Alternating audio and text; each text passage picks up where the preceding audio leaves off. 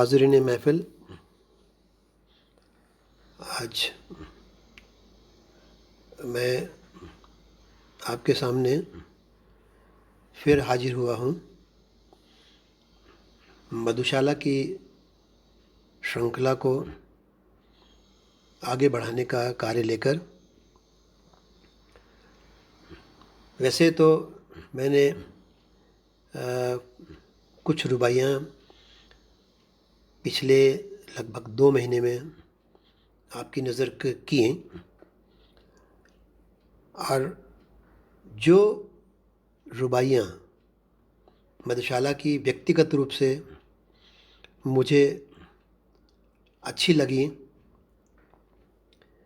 उन सब में उनका सारांश निकालकर लगभग 10 से 12 रुबाइयाँ मैं आपकी नज़र करने जा रहा हूँ। ये रुबाइयाँ वही हैं जिन्हें मैंने पिछले 2 महीनों के दौरान आपकी नज़र किया है। वैसे तो हर रुबाई के अर्थ को सोच कर समझ कर मैंने उसकी व्याख्या भी की है, लेकिन आज मैं प्रयास करूँगा कि उन रुबाइयों पर बहुत ज़्यादा व्याख्या न देकर सिर्फ रुबाइयों को पढ़ने की कोशिश करूं। हाँ, इतना ज़रूर है कि उस रुबाई में बच्चन जी ने क्या फरमाया है उसके बारे में एक पंक्ति में या कुछ शब्दों में उसके बारे में आपको बताऊं। जैसा कि आप सभी को मालूम होगा कि मन्ना डे ने जब कुछ चुनी हुई रुबाइयों को अपना स्वर दिया था, उसी में पहली रुबाई को डॉक्टर बच्चन ने अपना स्वर दिया था। मैं आज की कड़ी को वहीं से शुरू करता हूँ। वीडियो में बच्चन जी फरमाते हैं कि जाति धर्म के आधार पर कोई किसी की मदिरा को, सोमशुरा को छूकर अपवित्र नहीं करता, और सभी वहाँ पर हरिजन हो या कोई भी हो, सब वहाँ पर एक है। कभी नहीं सुन पड़ता इसने हा छू दी मेरी हाला, कभी न कोई कहता उसने झूठा कर डाला प्याला। सभी जाति के लोग यहाँ पर साथ बैठ कर पीते हैं, 100 सुधारकों का करती है काम अकेली मधुशाला। श्रम संकट संताप सभी तुम भूला भूला करते पिहाला, सबक बड़ा यदि सीख चुके तुम, सबक बड़ा यदि सीख चुके, यदि सीखा रहना मत वाला। व्यर्थ बने जाते हो, व्यर्थ बने जाते हो हरिजन, तुम तो मधुजन ही अच्छे। ठुकराते हरि मंदिर वाले, पलक बिछाती मधुशाला, पलक बिछाती मधुशाला। अगली रुबाई में बच्चन जी फरमाते हैं कि जीवन कितना क्षीण और क्षुद्र है, क्षणभंगुर है, इसको कैसे जीना है। क्षीण क्षुद्र क्षणभंगुर दुर्बल मानव मिट्टी का प्याला, भरी हुई है जिसके अंदर कटु मधु जीवन की हाला।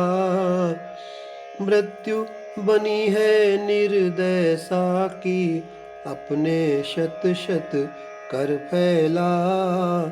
काल प्रबल है पीने वाला संस्कृति है ये मधुशाला। संस्कृति है ये मधुशाला।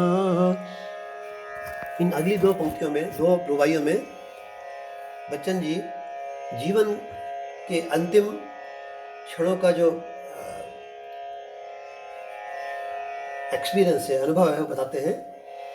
मेरे अधरों पर हो अंतिम वस्तु न तुलसी दल प्याला। मेरी जिह्वा पर हो अंतिम वस्तु न गंगा जलहाला। मेरे शव के पीछे चलने वालों याद इसे रखना। राम नाम है सत्य न कहना, कहना सच्ची मधुशाला। इस रुबाई में बच्चन जी बताते हैं कि अपने शव के बारे में, मेरे शव पर वो रोए हो जिसके आंसू में हाला। आह भरे वो जो हो सुरभित मदिरा पीकर मतवाला। दे मुझको वे कंधा जिनके पद मद डगमग होते हों, और जलूं उस ठौर जहाँ पर कभी रही हो मधुशाला। कभी रही हो मधुशाला। इस रुबाई में बच्चन जी फरमाते हैं कि जीवन में कितना कम हम कर पाए, कितना कम जी पाए, कुछ विशेष नहीं कर पाए, तब हम ठंडी सांसें लेकर ऐसा बोलते हैं। मदिरालय के द्वार ठोंकता किस्मत का छूछा प्याला। मदिरालय के द्वार ठोकता किस्मत का छूछा प्याला। गहरी ठंडी सांसें भर कर कहता था हर मतवाला, कितनी थोड़ी सी यौवन की हाला हाँ मैं पी पाया। बंद हो गई कितनी जल्दी मेरी जीवन मधुशाला। मेरी जीवन मधुशाला। इस अगली रुबाई में बच्चन जी फरमाते हैं कि इस कटुता भरे विषमय जीवन में अगर ये हाला थोड़ी सी भी शांति ला पाए, या इस शून्य हुई जीवन की घड़ियों को जरा भी गुंजायमान कर पाए, तो ये मधुशाला अपना जन्म सफल समझेगी। विश्व तुम्हारे विश्व में जीवन मेला पाएगी हाला। यदि थोड़ी सी भी यह मेरी मदमाती साकी बाला। शून्य तुम्हारी घड़ियां कुछ भी यदि यह गुंजित कर पाई, जन्म सफल समझेगी अपना जग में मेरी मधुशाला। जग में मेरी मधुशाला। मुझे आशा है कि इन 10 कड़ियों में मैं चुनी हुई रुबाइयों को उनकी व्याख्या सहित आपके सामने ज़र्ब कर सका, और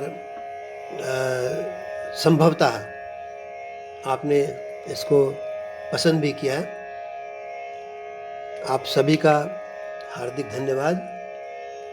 2 महीने तक हमारे इस मधुशाला की रुबाइयों के पठन को और उनकी व्याख्या को सुनने में जो अपना समय दिया, उसके लिए हृदय से धन्यवाद, आभार।